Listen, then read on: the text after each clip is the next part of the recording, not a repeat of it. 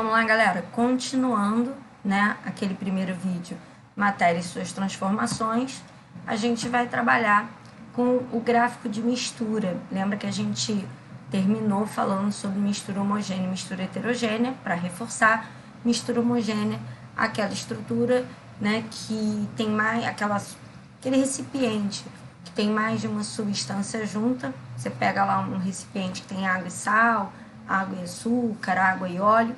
Se ele for uma mistura homogênea, vai ter uma fase só, eu vou ter um único aspecto, uma única aparência. Se ele tiver mais de uma fase, ele vai ter mais de um aspecto, mais de uma aparência.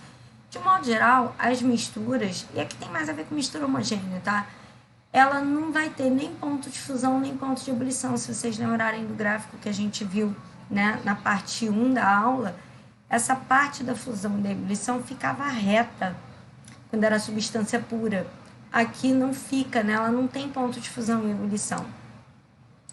Mas tem dois tipos de mistura que são misturas especiais, tá? A primeira é uma mistura azeotrópica, onde é uma mistura que durante a fusão delas, elas permanecem, né, com uma temperatura aumentando, mas durante a ebulição elas passam a interagir tão bem que elas funcionam como se fosse uma substância só. E aí a gente tem alguns exemplos aqui. O mais importante desses exemplos aqui é álcool e água, tá? Álcool e água seria um bom exemplo. Mas aqui eu tenho outros exemplos, né, que são importantes. Mas álcool e água é um exemplo que você tem que saber, tá? Álcool e água, álcool comum, né? Agora a gente está falando tanto de álcool gel, mas é o álcool comum, tá? Se eu tiver uma mistura de álcool e água num determinado percentual, que você não é obrigado a saber, 96 para 4, 96% de álcool, 4% de água, você tem uma mistura que eu chamo de azeotrópica, tá? Mas isso aí, você só precisa saber que água e álcool são capazes de formar mistura azeotrópica. E na mistura eutética é o contrário. A fusão é constante, eles interagem muito bem na fusão, e na ebulição eles acabam tendo uma ebulição variável, tá? Exemplo muito comum, ligas metálicas. Algumas ligas metálicas, elas têm um ponto de fusão igual, né, para as duas. Elas interagem tão bem uma com a outra que elas entram em fusão como se fosse uma mistura só. Então, são misturas que podem enganar a gente se a gente só olhar a parte, nesse caso aqui, se eu olhar só a parte de cima do gráfico, ou se eu, nesse caso, só olhar a parte de baixo, eu vou ver claramente que... Quer dizer, vou ver claramente? Não, vai parecer claramente uma substância pura.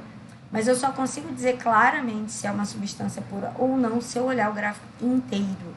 Se eu não olhar o gráfico todo, eu não posso dizer se é uma substância pura ou mistura, tá bom? Vamos falar um pouquinho de densidade. Densidade é uma relação de massa por volume. A gente vai falar outras vezes de densidade, tá? Na densidade, a gente tem o quanto aquela massa ocupa de volume. Então, a cortiça, ela tem uma densidade baixa, enquanto o ferro tem uma densidade alta. O que isso significa? Se eu pegar um quadradinho de 1 centímetro de aresta, um cubo de 1 centímetro por 1 centímetro por 1 centímetro. Cortiça, vou ter 0,24 gramas, enquanto ferro vou ter 7,8 gramas, tá? Ouro vai ter quase 20 gramas, o mesmo cubinho, então ele é bem mais denso. Aqui, ó, a gente tem um monte de substâncias misturadas que estão no mesmo recipiente, mas cada uma numa posição diferente, é sinal de que eu tenho densidades diferentes. Quanto mais embaixo, mais denso, quanto mais em cima, menos denso. Só um detalhe, vocês ainda vão ver mais lá pra frente, tá? Basta ter densidade diferente para ele não misturar? Não. Ele tem que ter polaridade diferente. Uns tem que ser mais polar, outro tem que ser menos polar. Se a polaridade for a mesma, mesmo com densidades diferentes, eles acabam se misturando, que por sinal é o caso do etanol e da água. A água tem densidade de 1 grama por centímetro cúbico e o etanol 0,8, e ainda assim eles se misturam porque os dois são polares, tá? E a gente vai falar bastante de polaridade mais à frente. Então, tem aqui, não precisa decorar nenhum desses, é só uma, né, ideia. Então, você vê que o hidrogênio, que é um gás, tem uma densidade muito baixa, enquanto a platina e o ouro são extremamente densos, né? Então, é só para vocês terem uma ideia mesmo, tá? Em relação ao critério de pureza, né? Como é que eu identifico se uma substância é pura ou não? Olhando suas características. tá? Então, quando você fala assim, ó, a densidade do etanol é de 0,8 gramas por centímetro cúbico, e aí eu quero saber uma relação ali da densidade com a massa, densidade com volume, a gente consegue identificar se eu tiver um líquido que não tem uma densidade de 0,8 gramas por centímetro cúbico, provavelmente ele é uma mistura que pode até ter álcool, eu posso sentir cheiro de álcool, mas não necessariamente álcool puro, tá? Outra situação que a gente pode avaliar, ponto de fusão, ebulição. Dizer que a água tem a pressão de nível do mar ferve a 100 graus não é uma coisa necessariamente amarrada para dizer que ela é substância pura, mas é um indício, né? Porque se ela não tiver pura, ela não vai ferver a 100 se ela estiver a nível do mar. Então, é um indício de que essa substância esteja pura. Mas, na verdade, para eu poder fazer, né, uma caracterização de uma substância, eu tenho que juntar todas essas características de ponto de fusão, ponto de ebulição, densidade, calor específico. Tem várias possibilidades que eu posso juntar para identificar que aquela substância é ou não uma substância pura, tá bom? Falar um pouquinho do ciclo da água, que também tem uma relevância bastante grande. Então, normalmente, a gente pensa no ciclo da água como, por início, uma evaporação de água. Aí, essa evaporação pode ser rio, lago, mar, a roupa que você botou no varal, o copo que você deixou, né, exposto à água. Enfim, a água começou a evaporar por conta do calor, por conta de todos aqueles fatores que a gente viu na outra aula. Luz, pressão, calor, vento. Bom, ela evaporou. E aí ela sobe. Chegando aqui em cima, a temperatura está mais baixa. Então, a tendência é que a temperatura baixa faça com que ela perca calor. E aí a gente já viu, né? Processo de perda de calor, ela volta para o estado líquido. Ela sofre o processo de condensação, tá certo? E depois ela precipita na forma de chuva, mas ela pode também precipitar na forma de gelo, de neve, granizo, diferente do granito, que a gente tinha falado na outra aula. Granito é aquela pedra, né, com 3 fases. Isso aqui é o granizo, que é um pedaço de gelo que veio do céu. Aí é só uma questão da velocidade que a temperatura da água caiu, né? Se ela caiu muito lenta, provavelmente ela vai virar água líquida e vai cair na forma de chuva. Se a temperatura caiu muito rápido e ela estava em pequenas gotas, ela se transforma em neve. Se ela caiu muito rápido e ela está numa quantidade de água muito grande, ela forma um bloco de granizo e desce. E aí, houve a chuva, houve o derretimento da neve, e essa água infiltrou no solo e foi formar, né, lençóis freáticos, que são mais superficiais, né, ou vão formar aquíferos, né? Normalmente os aquíferos, eles não correm para o mar, normalmente são bolsões de água, tá? Aqui a gente tem um aquífero Guarani, que é um aquífero importante, mas a gente tem lençóis que correm para o mar, né? Lençóis que têm um curso como se fosse um rio subterrâneo, e aquíferos como se fossem, né, reservas subterrâneas de água, que são importantes para o mundo todo, tá? Bom, aí a gente vai falar um pouquinho de alotropia, quando eu tenho 2 ou mais substâncias simples formadas pelo mesmo elemento químico, mas tem que ser substância simples. Aqui a gente tem o enxofre rômbico e enxofre monoclínico. Você vê que estruturalmente eles são diferentes, ó, mas é tudo S, tudo enxofre, tá? Mas estruturalmente eles não são iguais. Aqui a gente tem o oxigênio e o ozônio, um pode se transformar no outro por eletricidade, tanto o oxigênio se transforma em ozônio, quanto o ozônio se transforma em oxigênio. Um detalhe, o oxigênio, ele tem uma certa toxicidade, né, mas a gente aprendeu a lidar com a toxicidade dele e usar o oxigênio como fonte de energia para ajudar a queimar, né, a glicose, a sacarose, maltose, glicose. Então a gente usa, mas esse mesmo oxigênio acaba oxidando a gente, acaba envelhecendo a gente, tá? Já o ozônio, ele é bem tóxico, você não pode ficar num lugar respirando ozônio que você vai passar mal, tá? É bem tóxico mesmo. Mas ele é muito importante nas altas camadas da Terra, né? As altas camadas superficiais, porque ele protege a Terra do ultravioleta dos raios do Sol, tá bom? Aqui outra possibilidade é o fósforo. Normalmente o pessoal fala do fósforo branco e vermelho, tem negro também, tá? O fósforo branco, ele é vendido, a estrutura deles é diferente, tá? Ele é utilizado, o fósforo branco, na parte de explosivo, né? Você vê que ele aqui tá guardadinho dentro de um recipiente para ficar isolado do oxigênio, porque ele pode explodir. Aqui a gente tem o fósforo vermelho, que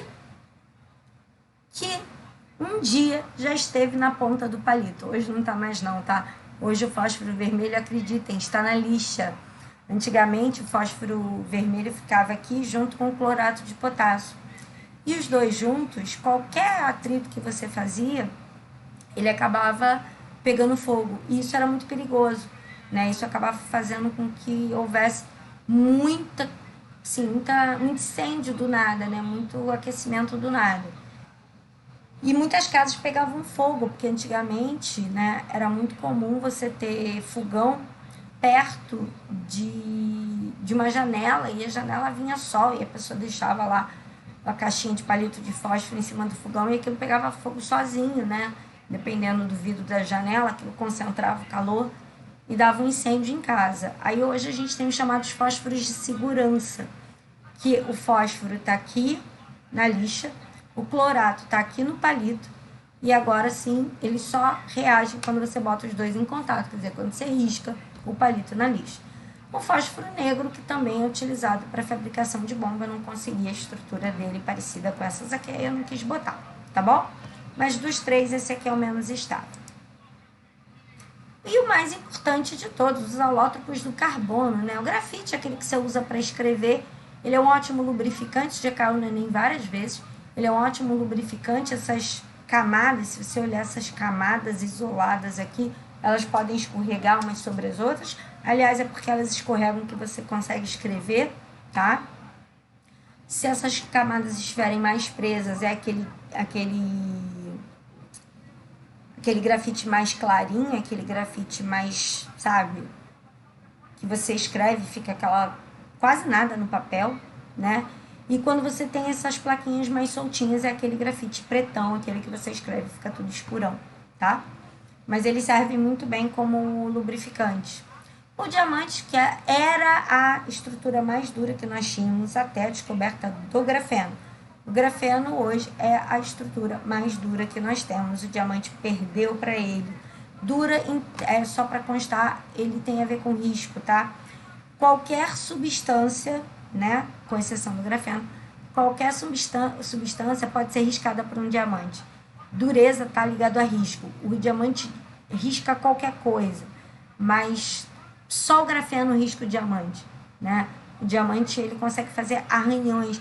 Então, muita gente acha que diamante necessariamente tem que ser joia, né? Qualquer cortador de vidro, né? Qualquer vidraceiro tem diamante.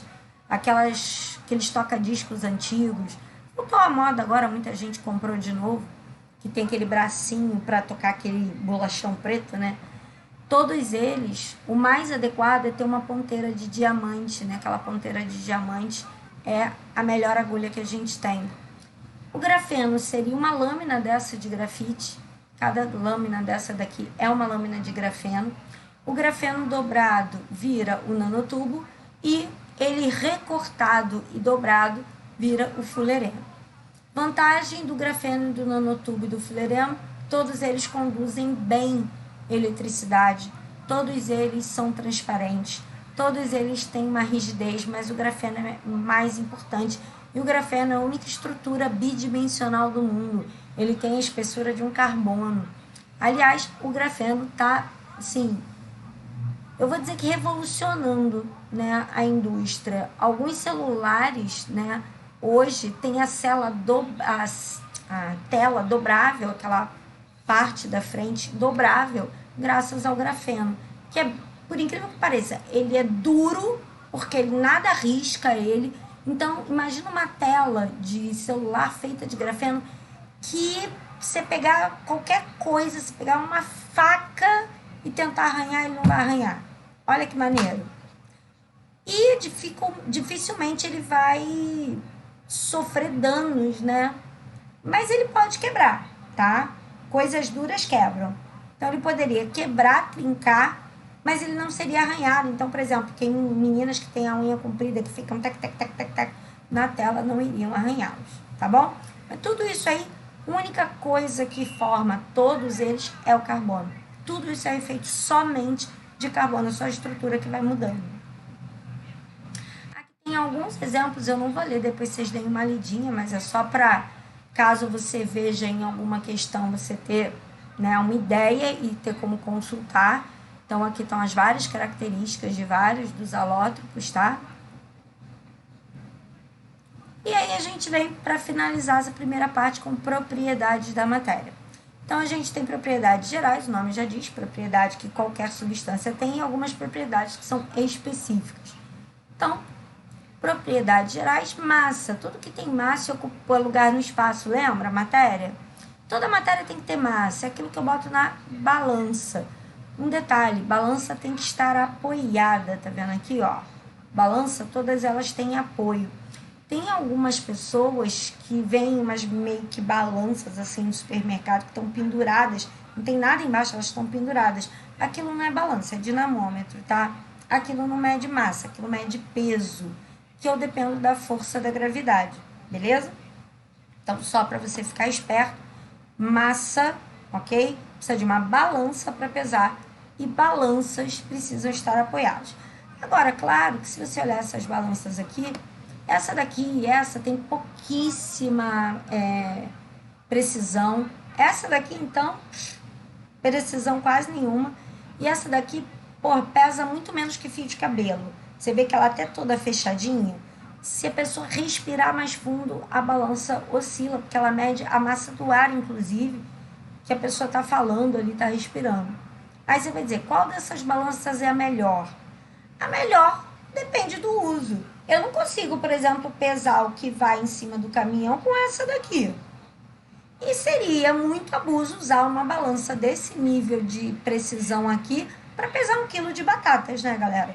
Então, as balanças, elas são usadas de acordo com a sua necessidade. Cada uma delas, com mais precisão ou com menos precisão, são adequadas. Uma coisa só que eu vou chamar a atenção, mais lá para frente, a gente vai falar da parte de cálculo. Essas mudanças de unidade aqui tem que estar no sangue, especialmente de grama para miligrama, de grama para quilograma e quilograma para tonelada, tá bom? Essas são as principais unidades que você precisa ter ciência, ok? Então, grama, miligrama, quilograma e tonelada tem que saber. Extensão, volume ocupado por um corpo, né? Um corpo menorzinho tem uma extensão menor e um corpo maior vai ter uma extensão maior. No Brasil deveria ser usado o metro cúbico, mas a gente acaba usando o litro na ciência, na química. Basicamente todo mundo usa litro, tá bom? Também preciso saber essas mudanças de unidade. Quais são as principais? De litro para mililitro, de litro para centímetro cúbico, de litro para metro cúbico são importantes, tá? Essas passagens aqui, ó, litro para mililitro, litro para centímetro cúbico, litro para metro cúbico. Esses aqui são os mais importantes. Mas o certo era saber todas. Isso aí você viu no ensino fundamental, tá? A gente vai precisar delas. Impenetrabilidade. 2 corpos não podem ocupar o mesmo lugar ao mesmo tempo. Um corpo entra, o outro sai. Aqui nós vemos um copo que já está quase cheio. Eu boto um objeto lá dentro dele e imediatamente a água vaza, né? Aqui temos a ideia de que quando esse senhor encontrar a água, um pouco de água vai espirrar, não é isso? E aqui é só uma brincadeira mesmo, com um Garfield pulando numa meia, tipo numa caixinha que está cheia de meias, e as meias vão para todos os lados, né? Então, moleza de imaginar.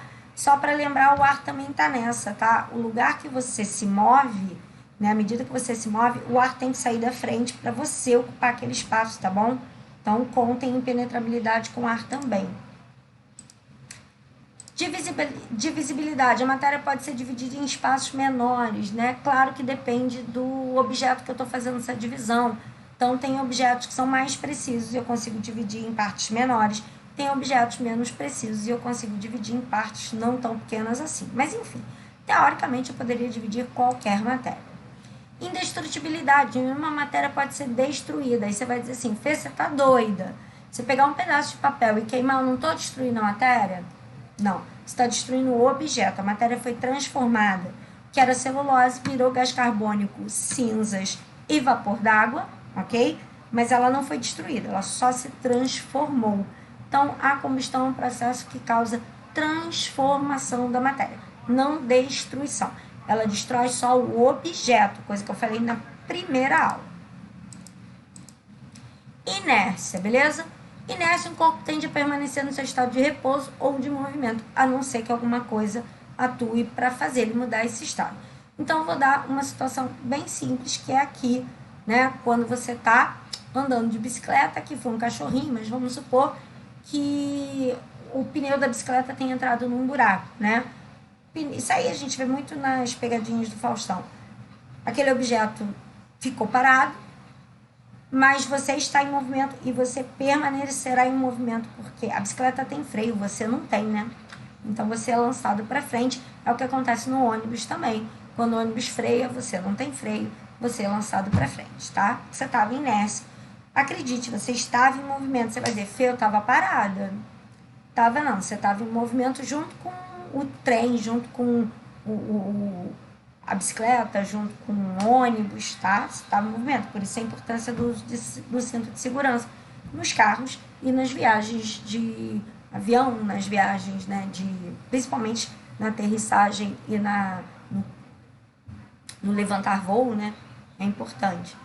E aqui a gente observa que eu tenho muito mais dificuldade para colocar esse bloco em movimento do que depois que ele está em movimento eu consigo fazer ele, né, seguir mais rápido.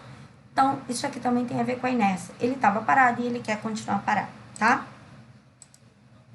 E algumas propriedades são específicas, quer dizer, umas matérias têm, outras não. Então, ponto de fusão, cada matéria tem um ponto de fusão específico. Ponto de ebulição, cada matéria, né, entra em ebulição num determinado ponto. Densidade, cada matéria tem uma densidade. Fê, é possível que duas matérias tenham o mesmo ponto de fusão? Sim. É possível que a mesma matéria tenha o mesmo ponto de ebulição? Sim. É possível que matérias diferentes tenham o mesmo ponto de fusão? Também. Ué, mas então como é que eu vou diferenciar? Na verdade, a gente não diferencia por uma propriedade específica, sim pelo conjunto delas. Então, eu posso ter até dois conteúdos diferentes num recipiente que têm o mesmo ponto de fusão. Mas eles não vão ter o mesmo ponto de fusão e também ebulição, densidade, calor específico. Pode ser que um deles seja igual, mas os outros são diferentes. Então, na verdade, é o conjunto dessas propriedades aqui que fazem com que eu identifique uma substância, tá? Só para comentar o magnetismo, só existe em ferro, cobalto e níquel, nenhum outro metal é magnético, tá? Maleável, vou até mostrar aqui para vocês, ó. Uma folha de papel é maleável, transforma numa lâmina fina e ela dobra, ó, maleabilidade, beleza? Quando a gente tem ductibilidade, transformação em fios. Tenacidade, propriedade que você tem de dar porrada, bater, aquilo amassa e não quebra. Então, uma coisa tenaz, tá? Então, se uma substância é muito tenaz, ela normalmente são metais. Eles aguentam muita porrada, bate, ele amassa, mas ele não quebra, tá? Então, é um elogio se alguém disser para você que você é uma pessoa tenaz. Se você for uma pessoa tenaz, significa que você toma porrada da vida e sobrevive. É uma pessoa que dá a volta por cima. Tome isso como um elogio. E brilho, capacidade de reflexão da luz, tá? Aqui a gente vai ver essas propriedades químicas todas. Combustão, algumas substâncias pegam fogo, outras não. Algumas substâncias reagem fácil, outras não. Umas substâncias mudam o número de oxidação, perdem elétrons e outras não perdem. Outras podem ganhar elétrons, outras não podem. O pH, que é a acidez, tem substâncias mais ácidas, tem substâncias neutras, tem substâncias básicas. E umas têm capacidade de fermentação, que é uma modificação que ocorre com a ação de micro-organismos. Algumas substâncias têm caráter ácido, outras têm caráter básico, outras têm caráter salino. Umas substâncias eu chamo de óxidos, ésteres. Cada grupo aí vai ter uma função química diferente, tá? E aí, organolépticas, né? Tem substâncias que são incolores, como a água. E tem substâncias que são coloridas, né? Como, por exemplo, o cobre é avermelhado, o ouro é amarelo, né? Olfato, tem substâncias que têm cheiro, por exemplo, o álcool, e tem substâncias que não têm cheiro. A água, o gás de cozinha, isso, o gás de cozinha não tem cheiro. Aquele cheiro que você sente é uma substância adicionada a ele para que ele possa ficar mais fácil da gente sentir o cheiro, tá? Tato, o toque, tem substâncias que eu tenho toque mais áspero, mais duro, né? O paladar tem substância que tem sabor salgado, sabor azedo. E a audição tem substâncias, como por exemplo o cristal, quando você dá um petelequinho, ele faz um som agudo, né? Ele faz um som bem clássico de cristais, enquanto o vidro ele tem um som mais seco, um som mais grave, tá bom? Bom, galera, essa é a primeira aula de revisão, como eu falei com vocês, né? Até por uma questão de teste, a ideia é que dessem pra gente revisões primeiro. Então, estou fazendo uma revisão. A próxima aula também é uma revisão, também vou dividir em parte 1 e parte 2, para ficar mais levinho para vocês. E depois a gente começa a matéria nova, tá bom? Beijos!